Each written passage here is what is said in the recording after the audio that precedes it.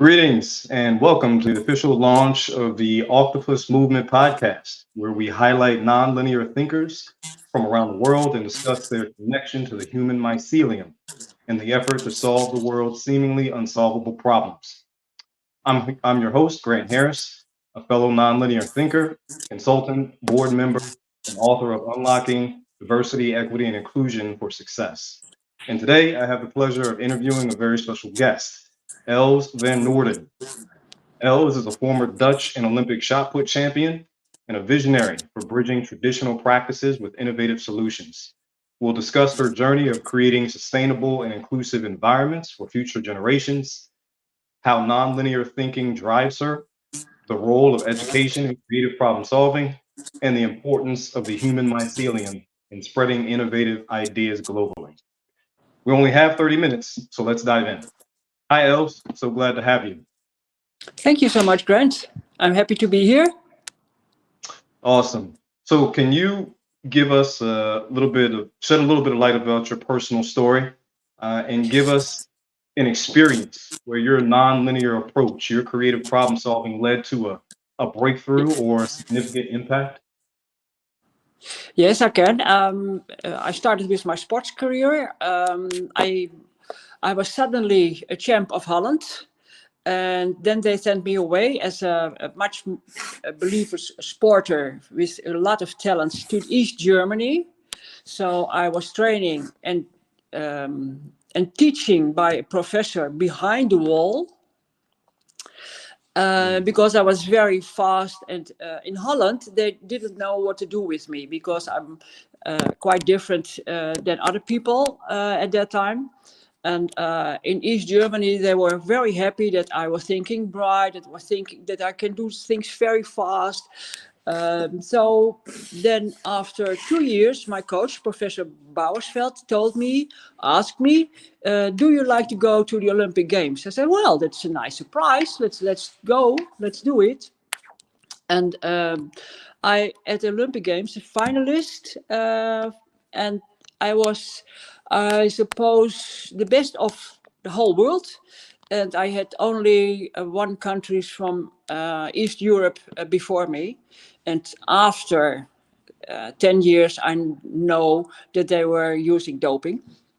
But no problem for me, not at all, because I was clean and I love to do the sports. And I was staying finally at 6 from the whole world. But there, in East Germany, I learned a lot. So they are developing people by being a human. You were a human and then you were a sporter. And then they realized that I can do a lot more than that. So you can use a lot more for getting one result. And I loved it still. So that was a little bit about my sport career. And it was a seed was planted for me to go further my whole life, to let grow the seeds and do different stuff. Wow. Well, I wish that I had an opportunity to be invited to go to the Olympics. So that must have been a great honor. So It was in Mexico. And I said no to the next Olympic Games in Munich because I didn't get my own results, and that was for Holland very strange stuff. I was a woman, and I said no to the Olympic Games because I was not happy to do the games I get for the results. That still, so they were completely astonished about my decision. wow. So let's dig a little bit deeper. When we talk about nonlinear thinking and the ways that you've been able to be creative in your professional career, can you tell us a little bit about how you bridge that gap between linear thinking and nonlinear thinking? There's no right or wrong, and no type of thinking is better than the other, but they are different. So how have you been able to Yeah, bridge the gap between the yeah. two? I didn't realize that I was thinking different. I'm thinking fast. I'm always walking side the highway and not on the highway. So I didn't know at that time that linear and non-linear thinking were existed. But a lot of people are looking to me and said, you were strange people. So I said, well, I like that. I never get anxious about it or traumatized. I love it. That was a different way. And then while my children were little, I was at a school. And there I can teach everything what I love to do with children. And the children were behaving not normal for Dutch understanding. So I did a lot of strange stuff for them and for the schools. For example, we're running outside and do the breakfast, and then the breakfast was only sugar with tea and marmalade with bread. And when you're running, you're falling down because the body has no nutrition. So that was the stuff to make them conscious that what you have to do with your body. Is your body good filled with nutrition, then you can study. But for the school environment, it was completely out of their mind that I'm going out with the children in a neighborhood and do stuff like that. So for me, it's normal. It's still normal the way I'm thinking. And when other people said, well, you are thinking different, then it's a nice discussion. It's no judgment by linear or non-linear. It's only different. And then we have a good conversation. And when I'm doing well, we are coming together in our conversation. Wow. So you mentioned thinking fast and walking near a highway. And as a nonlinear thinker myself, I have high information processing. My brain seems to move faster than a lot of people talk. Can you walk us through what that feels like for you when your brain is moving fast and thinking fast, and how has that led to a particular result? I'm sorry That to say thinking this, Grant, fast. but I have a bad connection now. You can Okay, hear can me you hear because me? I'm thinking we have a bad connection. I can't hear you completely. Oh. Yes. So I'll repeat the question. You were talking about thinking Yes, fast. I thank am you. also a fast thinker, and I have high information processing as a nonlinear thinker. Can you walk us through what that looks like and feels like for you when you're thinking fast? I love it. I can only say I love it. I'm very happy that I can do this. And I do very fast associations in my brain. And then there's something the other people tell me. I can, with the associations, I get something new. And I don't know it by myself. And I love that because a little bit naivety and playing, that's very important for me. So other people are telling me, tell it again, we don't understand it. And then I'll explain. I'm never angry about it. I always like to explain. But I think the most important stuff that I can very fast make associations. And then there's something new. Speed is not only in my brain, my whole body is explosive, is fast. So I love that. And but I realize that other people can't understand me, or I'm going too fast for them when I think about in 5 minutes and they have to 10 hours for that. It's okay for me because I love it to work together. And then I grew up with a sister who had brain damaged. And I learned the most important stuff in my life when I'm fast, that I have to explain in a way that the other people can understand me, so we can work together. And it's sometimes hard working for both, for the other people, linear and non-linear thinkers. So, but I love it to work together. So I'm very doing my best to explain stuff, to take the other with the hand, to do stuff together.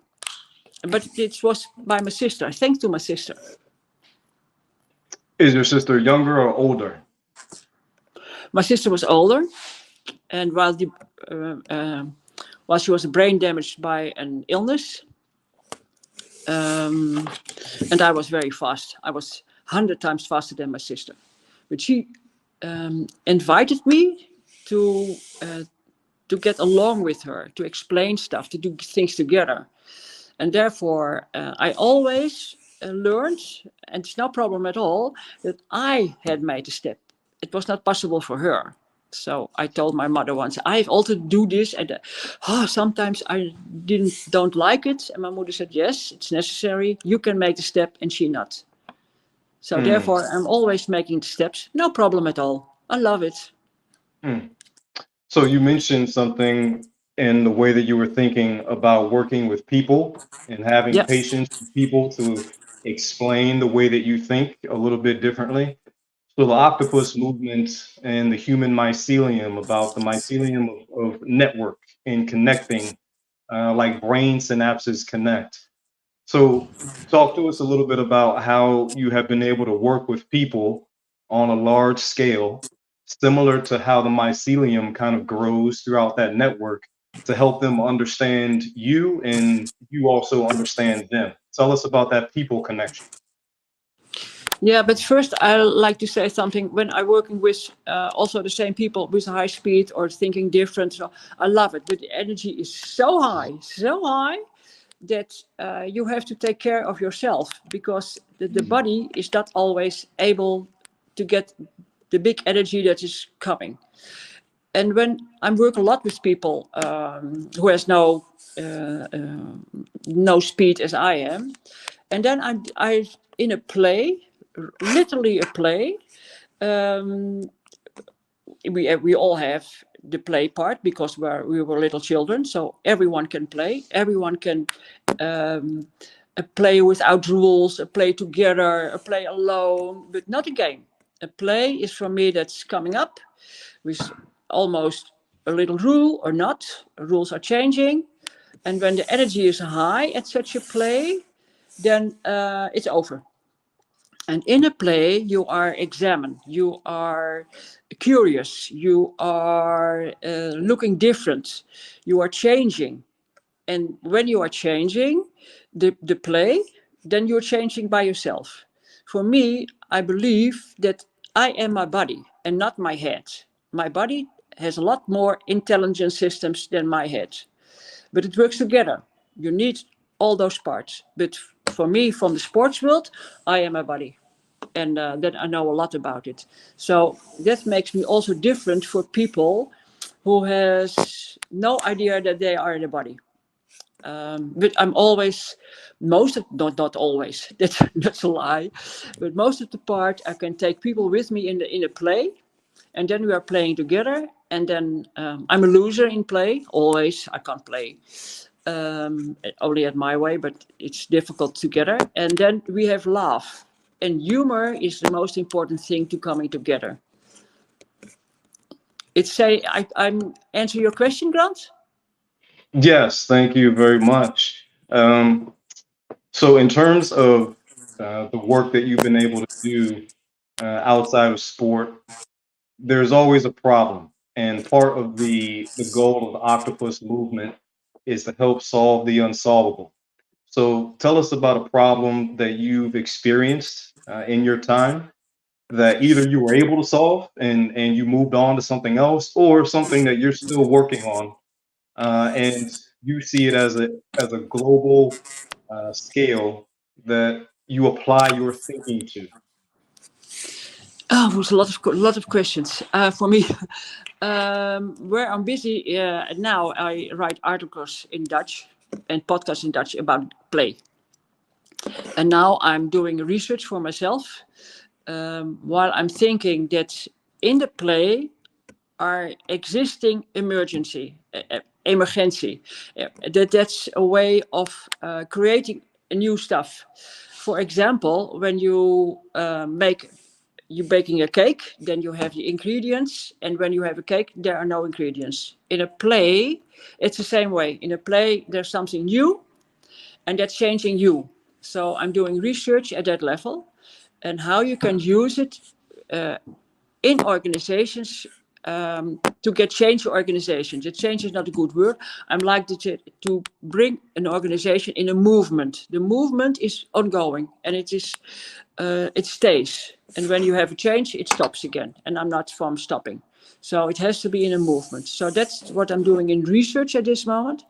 And I need other people, because it is very hard to search for knowledge. So I need people for that. Give me their interest and their knowledge about that. And the goal is to bring movements in large organizations with play. That's one. And for in the sports world, I'm training now only 4 or 5 young people who are not fit in the system from the sports world. And I do it by WhatsApp. I'm the first in Holland. I'm giving training by WhatsApp for years. For example, there is one in America, an ice skater. And well, I train him with WhatsApp. Where you are, I can train you. And it's not, you can do every sport. But the basic, I can train. So you can, at the basic, at world level. I trained a lady, and together with another coach. And after 3.5 years, they were world level. And then I said, goodbye. I'm not doing nothing anymore because you are a world level, and that's okay for me, but I'm not going with you at that level because it's boring for me. Standing the whole day at the sports track and talking about sport, that's really boring for me. And that's, I have to take care. I don't like to get bored. So that's a part of what I'm doing. I'm working in organizations at high level to teach them how you can use your body in different situations. Then you have another language. Then you have another way to work together. Not like a job, but more freedom to do stuff where you're good at. So there are a lot of stuff I'm doing. I don't know everything because it's for me normal, like doing everything together and then something with a little more attention do more. So I do a lot of stuff. I don't like to get bored. Awesome. I can understand that because a lot of people in my life tell me that I have too many things on my plate, but I like to Yeah. say it keeps me Yeah. sharp. Yeah. So I like having lots of things to do. I want to stick a little bit on that problem that you solved in distance because you mentioned the fact that you train top level elite athletes on Yeah. WhatsApp in America. So give us a little bit of glimpse into how that works. How do you train an elite athlete on a texting platform like WhatsApp? How does that work? Okay. I'm testing 2 stuff. Your mental state, your ambition, your most of the part is the ambition. You like to really to go there, then you have to do really work hard, and that's one part. The other part is physically. A body can stand straight. And can you do it with one leg or other leg? Can you do it at your hands? So I check the body, is it stable? And normally in the way we are living now, we are not stable. We're sitting a lot of time. We don't are conscious about how the way we are moving. So that's a testing. And then I start to train what I see that's the first step to make together. And after 3 months, we know we are going further. But I have a nice example. The ice skater, ice hockey. He was in Holland and he had an illness and he was asked, his mother said, well, you have to go to Els. And he thought, well, she's an athlete and she's a coach, but she's not ice skating. She don't know nothing. So he came to me with an attitude that I said, well, you'll never go to the world level with that attitude.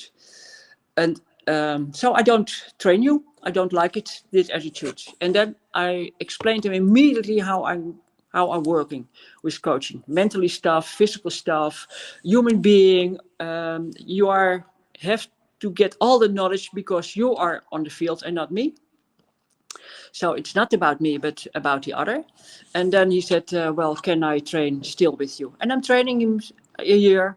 And he is living in America. I do it WhatsApp. Every Thursday I speak with him WhatsApp, make the schedules for him, and then he show me how far he is. And so I promised him, and he has the attitude to go there to get world level.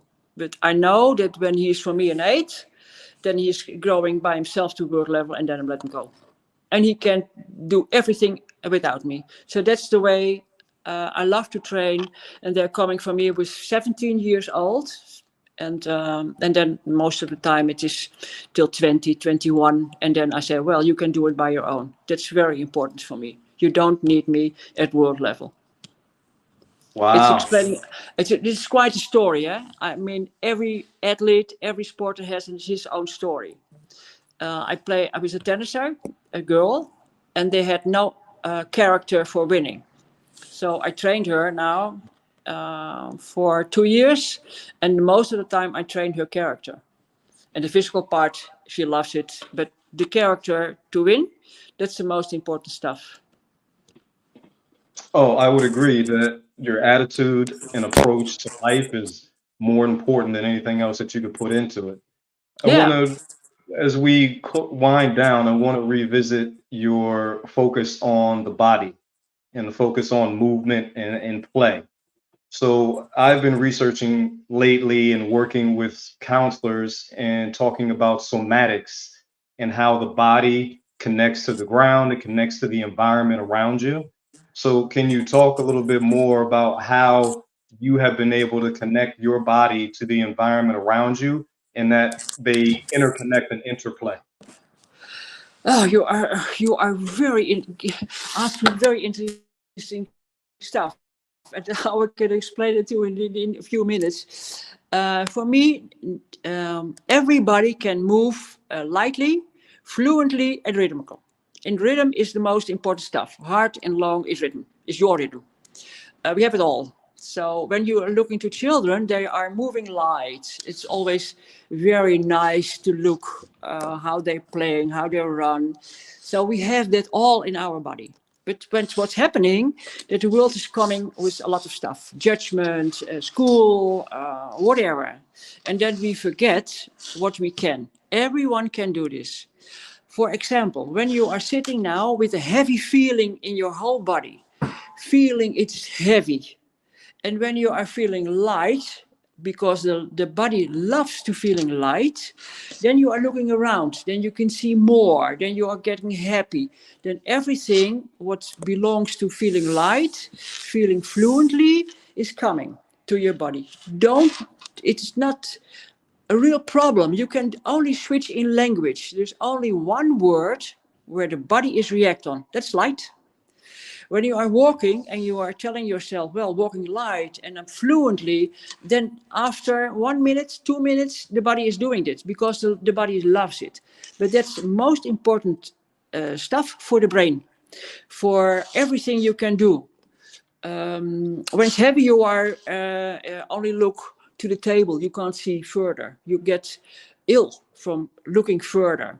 But when you are light, you can see the end of the street. You can see the sky. You can see everything. And that's very important for your brains. They have to feed like this way.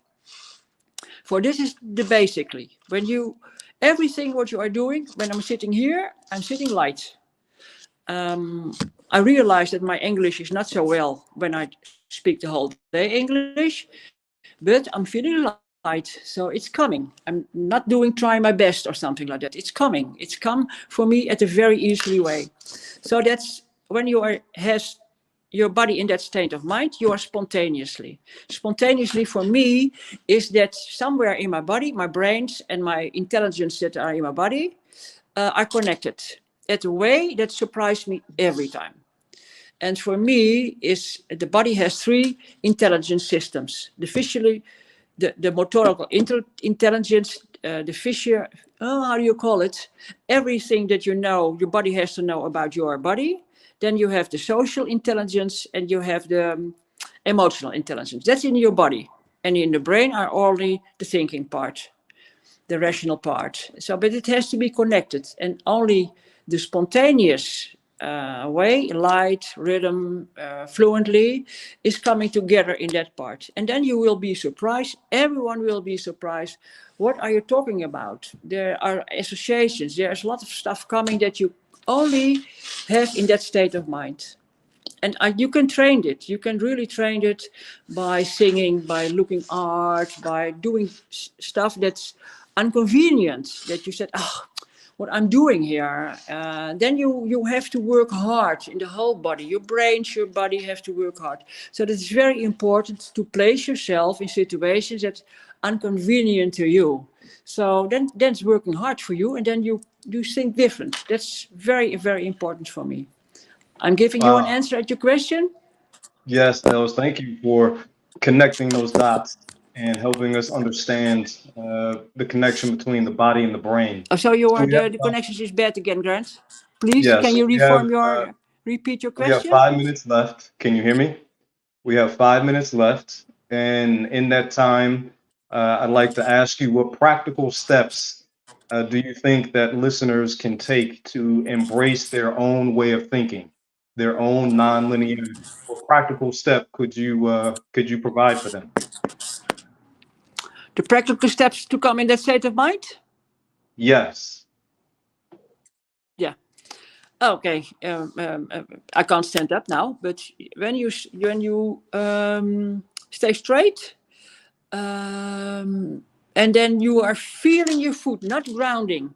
Feel your both feet. Feel them light. And then you look further than my room now. Look for the horizon, look for the sky. Take a nice part of music when you like music. And you have to everything you are doing, you feel in your feet. The same you can do when you're sitting down. When you're sitting now down and you're feeling your feet, not grounded. Grounded is too heavy. Feeling, only feeling. So all the senses of your feet are growing, are working, are getting alert. And then you can think in your head about lovely stuff, or music, art, whatever. And then you feel your body when you're not thinking, because your attention is at that music, art, whatever.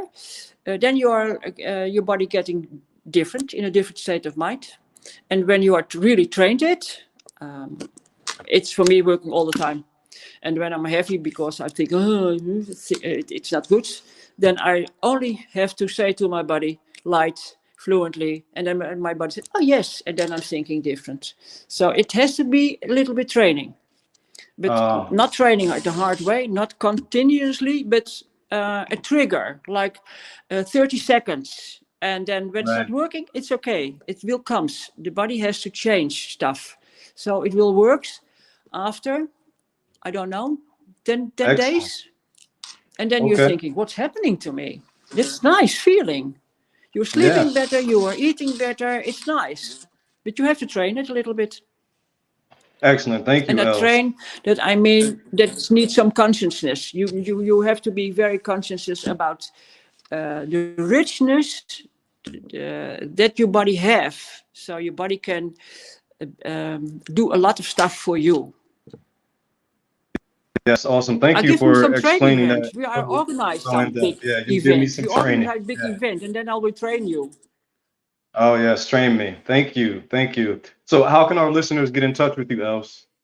I see you're on LinkedIn. LinkedIn is the best way to get in touch with you. Yeah, For so we me, put, is the connection very bad at this moment. Can we make an okay. end of the podcast, Yes, thank you, of Els. our Thank you for conversation? your, thank you.